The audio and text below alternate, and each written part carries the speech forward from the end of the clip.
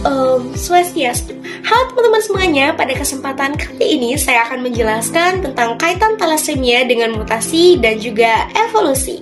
Dan sebelumnya izinkan saya memperkenalkan diri terlebih dahulu.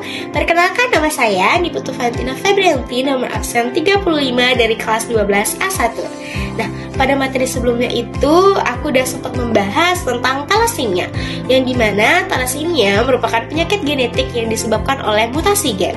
Nah, talasemia juga dapat digunakan sebagai contoh nyata untuk memahami bagaimana mutasi dapat berperan dalam proses evolusi melalui seleksi alam. Sebelum masuk ke inti pembahasan tentang evolusi, sebelumnya kalian tahu nggak sih apa itu evolusi?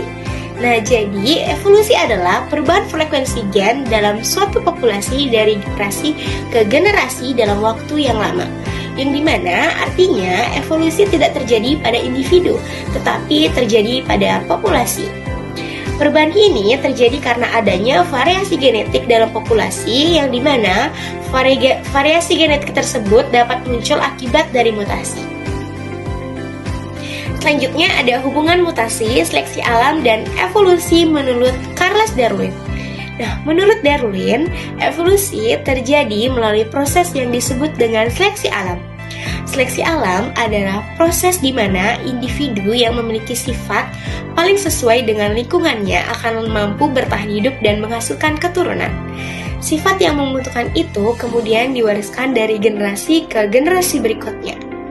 Jadi, hubungan antara ketiganya adalah mutasi menghasilkan variasi genetik, lalu seleksi alam memilih variasi genetik mana yang lebih menguntungkan, dan dalam waktu jangka yang lama terjadilah evolusi. Mutasi sebagai penyebab dari talasemia. Nah, talasemia terjadi karena adanya mutasi pada gen pembentuk hemoglobin, yaitu protein dalam sel darah merah yang berfungsi untuk mengangkut oksigen. Nah, akibat dari mutasi ini yaitu produksi hemoglobin menjadi berkurang atau tidak normal, sel darah merah mudah rusak, dan penderita dapat mengalami anemia atau kekurangan sel darah merah. Selanjutnya ada seleksi alam pada talasemia. Menurut konsep seleksi alam Darwin, lingkungan akan menyeleksi sifat yang paling menguntungkan untuk bertahan hidup. Menariknya, pada daerah malaria, orang normal itu lebih mudah terkena malaria berat, dan orang karier talasemia lebih tahan terhadap malaria. Sedangkan orang talasemia berat itu umumnya memiliki kondisi kesehatan yang terganggu. Artinya, individu karier memiliki keuntungan untuk bertahan hidup dibanding individu normal di daerah malaria.